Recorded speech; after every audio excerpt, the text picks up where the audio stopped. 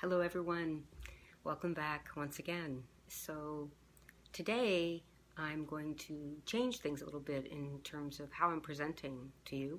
Up till now, I gave you an introduction and background on myself and this intimacy behavioral therapy and how it works, and then lastly, I addressed the majority of the issues that I help with. So today, what I'd like to do, and from this point on, is speak to you directly. I realize, of course, that anyone who's watching this either is struggling with one of these issues or something similar, and or is troubled in a relationship with someone who might be suffering from one of these issues.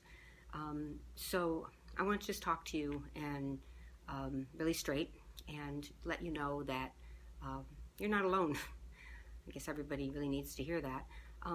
And I wanted to today I'm going to talk about what I've discovered. I'm going to actually be, I think, sharing from this point on, at least for a while, some of my insights about specific aspects of this work and what's been revealed to me over time that I've noticed has become like a certain trend that of symptoms or of reactions or of manifestations that you might recognize yourself in. So, first of all, what I discovered on the physical level in terms of the body and mind is that the biggest culprit, it seems, the biggest hindrance that exists is in that overused word, anxiety or stress. And I say that because it's a word that actually is very complex. There's many different versions of what is anxiety, what makes anxiety, and how it is unique to each person and how it shows up in their body. That said, since as I shared earlier, particularly with functioning issues like erection issues, once the urologist has cleared, maybe a neurologist has cleared a person, or all the contradictions, if you were, those things that could be physical related to why there's difficulty with getting or sustaining erections. Once that's pretty much ruled out, or even ruled in, but also acknowledging there's a stress piece as well that has come about now that this has become a problem. This is, of course, in layperson's terms, because I'm not a doctor, right? And I'm a practitioner, and a therapist, and somebody who has had the fortune to help people. So, again, just clarifying where I'm coming from and how I'm going to be speaking about this. So more, how would you say, more from the point of view of how I have noticed and interact with patients. So anxiety. So of course that shows up in the body in ways of like heightened heartbeat and really acceleration of everything. And also when one is experiencing anxiety of any form internally, the tendency is to retreat to the head and try to use strategies to eliminate this. Sometimes they work, sometimes they don't. Sometimes they work for temporary, like meditation, or is like what I'm doing, the breathing, the focusing, all of that with people. However, as you know, it's when one is feeling stress or anxiety, it also could have like roots in trauma, from unexplored in the body that is surfacing through chronic pain or through just this dis-ease that's always there. That's kind of a sense that something's wrong, that there's some dissonance, disharmony, and that it can disrupt sleep. There are many ways, right, that we know it can. So for me, what I notice, it's the biggest symptom of whatever the root cause is for why there's their issue or issues. And I notice that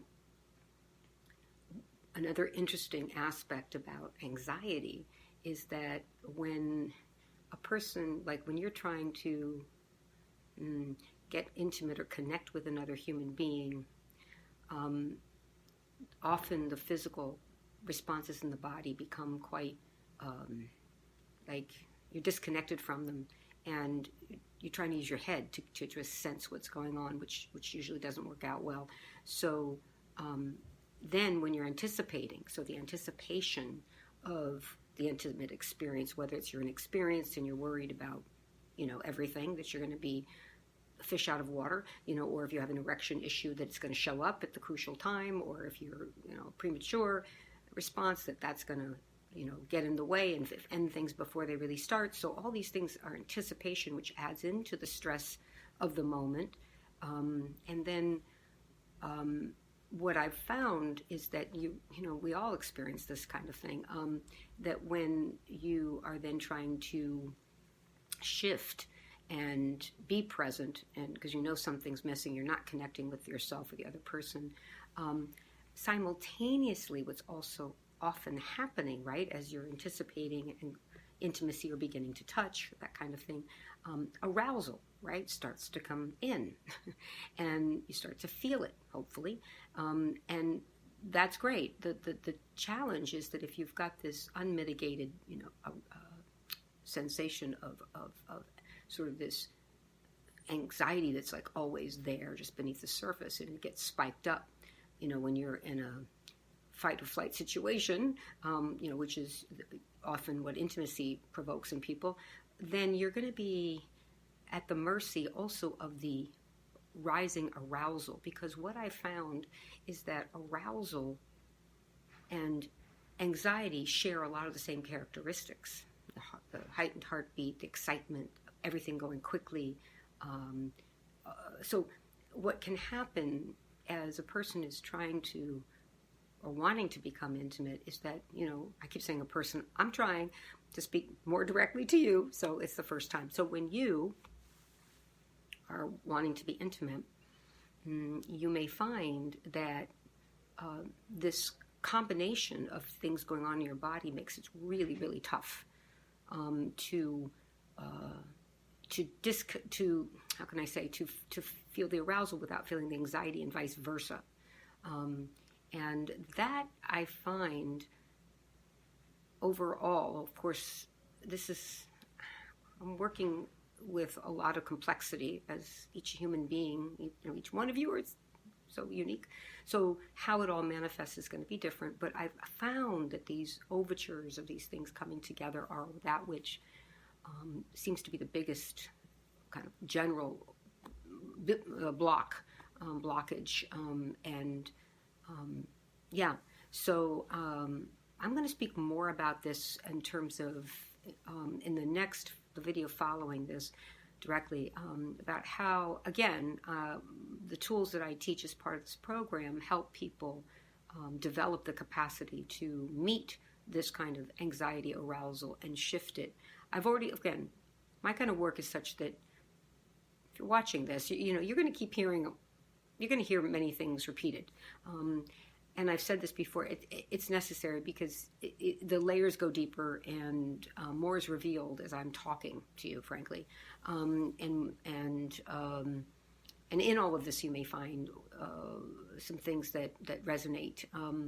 So I'm going to, again, I know I have spoken about the tools and how I use them, and I will be doing that again.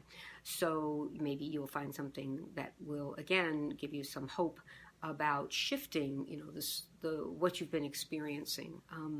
So I'm going to leave it there. So thank you very, very much. Have a wonderful afternoon.